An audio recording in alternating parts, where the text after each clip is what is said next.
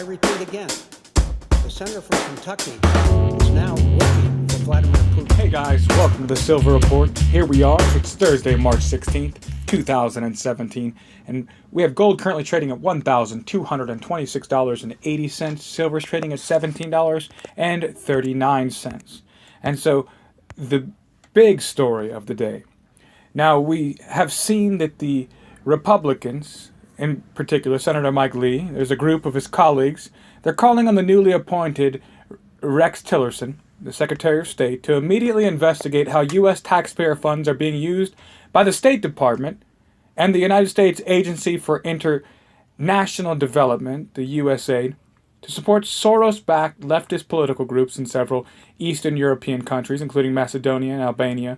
And we already know that they institute revolutions around the world. So the letter reads, quote, "Unfortunately, we've received a credible report that over the past few years, the U.S. mission there has actively intervened in the party politics of Macedonia, as well as in the shaping of its media environment and civil society, often favoring left-leaning politic groups over others. We find these reports discouraging and, if true, highly problematic," unquote. And the quote goes on. Much of the concerning activity in Macedonia has been perpetuated through U.S. aid funds awarded to implementing entities such as George Soros Open Society Foundation as the recipient of multiple grant awards and serving as a U.S. aid contractor implementing projects in this small nation of 2.1 million people. Our taxpayer-funded foreign aid goes far, allowing Foundation Open Society Macedonia, FOSM, to push a progressive agenda and invigorate the political left. Our foreign aid should only be used to promote a political agenda if it is in the security or economic interest of our country to do so. And even at that, we must be cautious and respectful in such an endeavor. We should be especially wary of promoting policies that remain controversial even in our own country, and that have potential to harm our relationship with the citizens of recipient countries. USAID gave nearly $15 million to Soros Foundation Open Society in Macedonia and other Soros-linked organizations in the region in the last 4 years of Obama's presidency alone. The USAID website shows that between 2012 and 2016, USAID gave almost $5 million in taxpayers' cash to FOSM, the civil society project, which aims to empower Macedonian citizens to hold government accountable. USAID's website links to www.soros.org.mk and says the project trained hundreds of young Macedonians in youth activism and the use of new media instruments. The State Department told lawmakers that in addition to the project, USAID had recently funded a new civic engagement project which partners with 4 organizations, including FOSM. The cost is believed to be around $9.5 million. And so a citizens initiative called Stop Operation Soros has also published a white paper alleging U.S. money has been funding violent riots in the streets, as well as Macedonia version of Saul Alinsky's far-left handbook, Rules for Radicals. And we've also seen recently, the most dangerous part is the money that is being pushed into the United States for some of these groups that have recently gone violent. Some of these groups that show up dressed in black to peaceful protests and begin to smash out windows and light fires.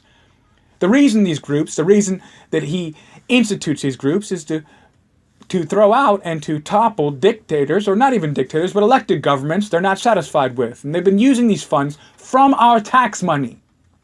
They've been taking our tax money while our bridges crumble. The Wall Street Journal did a review of the infrastructure in the United States. It got a D-.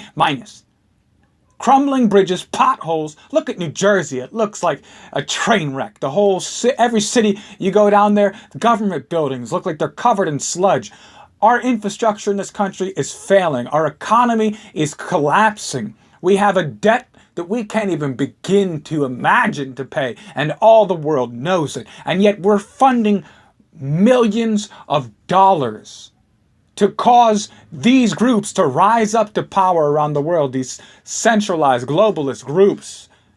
And we really must ask the question, why? Who really runs this government? That George Soros can receive funding from our taxpayers. Similar to the 2008 crisis when there was a bailout to these too big to fail banks, no one mentioned the fact that these too big to fail banks are a part of the Federal Reserve cartel. And the Federal Reserve got the money from the bailout and delivered it to whichever bank they desired, including banks over in other countries. And they did not report, no audit, no information given. But yet, behind the scenes in our country, yeah, we vote for hope and change, right? That's what we vote for. But at the same time, our money is being siphoned out of our country to be able to manipulate world politics to, it's a takeover. It's a hostile takeover. It is a hostile force that is well funded, well trained, and they're even training more people around the country here in the United States. And it's something that is just disgusting that they would take our money while we're starving. I love that video that was on the other day. $44 breakfast while we're pouring generic cereal. And that's exactly what we live with. Presidents who go off on vacation, go golfing, take the taxpayer money, give it to George Soros. But of course, it's old daddy Soros that decides presidents, right? They go to meet with him. That's who they go to meet with before they select our leaders. And this is exactly why. This is the danger we really live in, is the fact that the mainstream media is not going to report on this. They're not going to talk about this at all. You know why? Because he owns them too. All right, thank you guys for joining me here on the Silver Report. If you like the content, be sure to subscribe, like the videos, share the videos, get the word out. I thank you guys all so much for stopping by. As always, stay safe.